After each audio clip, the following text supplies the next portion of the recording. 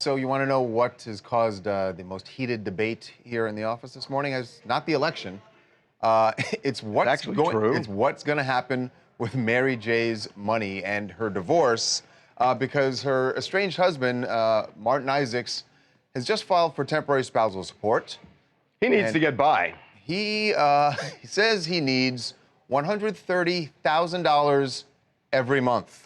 Every month. $130,000. It is a huge amount. Now, here's what is insane. Well, look, there's a bunch insane. Number one, let me tell you what's insane on her part, that they have a prenup, but she didn't get him, apparently, at least if you believe him, to talk to a lawyer before signing the prenup. That is Rule 101 for prenups, and you make sure the other side has legal counsel to advise them so there's no undue pressure. So he's trying to set the prenup aside. By the way, and he says that he has evidence that Mary herself knows that the prenup is BS.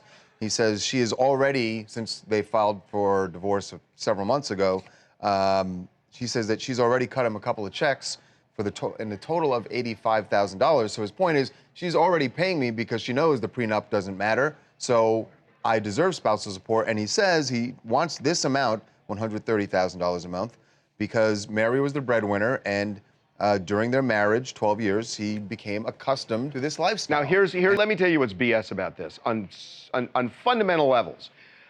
He says that she's earned between $1.5 million and $5.1 million over the last 2 years. Let's say it's the larger figure. Let's say she's gotten $5 million for the last 2 years. That's $2.5 million a year. Now, he used to be her manager, so okay, but that would be... it doesn't matter. He gets talking about his if he's got a management contract, then he gets his management fee independent of everything else. So let's talk about the marriage and the spousal support. He is asking for the $5 million she makes a year before taxes, and she'll have to pay half of that in taxes. Right. He is asking for $1.4 million. And usually what happens is the person who pays the money also pays the taxes. So she has no money to live on if you believe he's entitled to what he gets.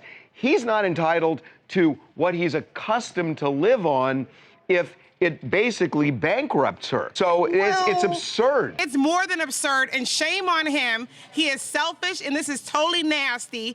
And also the fact that he wants his child support paid for from his other kids that he did not have with her. Yo, he is out of his marbles, like literally. And this is why that people should not get married, for people like him who want to sit there if it goes tricky. I'm sorry, Raquel, what was the fact that you were going to share? What was the fact you were sharing with us? Everything. He's well, no, that blue was out not and a he's fact. horrible. You didn't have a single fact in there. That was all opinion, Raquel. Raquel. All your opinion about this. That had no facts in it, Raquel. Okay, now let me just play the other side of this now. He's asking for $130,000. Is this sort of like a negotiation? Is that his starting price? Well, it's absurd. For that, knowing that he's not going to get that maybe they're going to end up at... So he throws out a number like that, so he ends up at, I don't know, 40 80 or 70. It's like... Look, she's got a problem with this prenup. If he didn't have a lawyer, she's got a problem with this prenup.